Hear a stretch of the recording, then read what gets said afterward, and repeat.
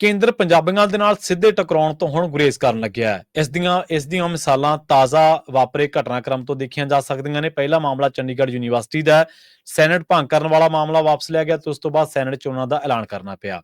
ਉਸ ਦੇ ਨਾਲ ਲੱਗਦਾ ਹੀ ਚੰਡੀਗੜ੍ਹ ਦੇ ਨਾਲ ਜੁੜਿਆ ਮਾਮਲਾ ਹੈ। ਆਪਾਂ ਦੇਖਿਆ ਕਿ ਚੰਡੀਗੜ੍ਹ ਦਾ ਐਲਾਨ ਕਰਨਾ, ਚੰਡੀਗੜ੍ਹ ਨੂੰ ਪੰਜਾਬ ਤੋਂ ਵੱਖਰਾ ਕਰਨਾ, ਉਸ ਮੁੱਦੇ ਉੱਤੇ ਵੀ ਸਪਸ਼ਟੀਕਰਨ ਦੇਣਾ ਪਿਆ ਤੇ ਪੈਰ ਪਿਛਾਂਹ ਖਿੱਚਣੇ ਪਏ।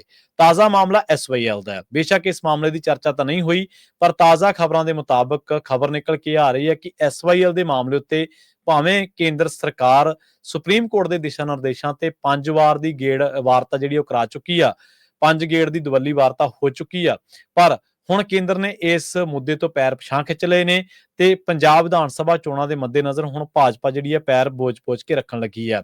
ਆਪਾਂ ਲੰਘੇ ਦਿਨਾਂ ਦੇ ਵਿੱਚ ਇਹ ਵੀ ਖਬਰ ਸਾਂਝੀ ਕੀਤੀ ਸੀ ਵੀ ਜਿਹੜੀ ਪੰਜਾਬ ਦੀ ਭਾਜਪਾ ਉਹ ਵੀ ਇਸ ਮਾਮਲੇ ਦੇ ਉੱਤੇ ਕੇਂਦਰ ਸਰਕਾਰ ਨੂੰ ਕਹਿ ਚੁੱਕੀ ਹੈ ਵੀ ਸਾਡੇ 'ਚ ਹੋਰ ਮਾਦਾ ਨਹੀਂ ਹੈ ਕਿ ਅਸੀਂ ਪੰਜਾਬ ਦੇ ਵਿੱਚ ਵਿਰੋਧ ਦਾ ਜਿਹੜਾ ਸਾਹਮਣਾ ਕਰ ਸਕੀਏ ਤੇ ਪੰਜਾਬ ਦੇ ਵਿੱਚ ਅਸੀਂ ਲੋਕਾਂ ਨੂੰ ਹੋਰ ਜਿਹੜਾ ਉਹਨਾਂ ਦੇ ਨਾਲ ਖਹਿਬੜ ਸਕੀਏ। ਸੋ ਹੁਣ ਇਹਨਾਂ ਸਾਰੇ ਮੁੱਦਿਆਂ ਤੋਂ ਪਤਾ ਲੱਗਦਾ ਹੈ ਕਿ ਕੇਂਦਰ ਸਰਕਾਰ ਪੰਜਾਬ ਦੇ ਨਾਲ ਸੰਬੰਧਿਤ ਮੁੱਦਿਆਂ ਦੇ ਉੱਤੇ ਪੰਜਾਬੀਆਂ ਦੇ ਲਗਾਤਾਰ ਸੰਘਰਸ਼ ਕਰਨ ਦੀ ਪ੍ਰਵਿਰਤੀ, ਉਹਨਾਂ ਦੀ ਸਟੈਂਡ ਲੈਣ ਦੀ ਪ੍ਰਵਿਰਤੀ ਕਰਕੇ ਹੁਣ ਪੈਰ ਸਾਰੇ ਮੁੱਦਿਆਂ ਤੋਂ ਪਿਛਾਂਹ ਖਿੱਚਣ ਲੱਗੀ ਆ।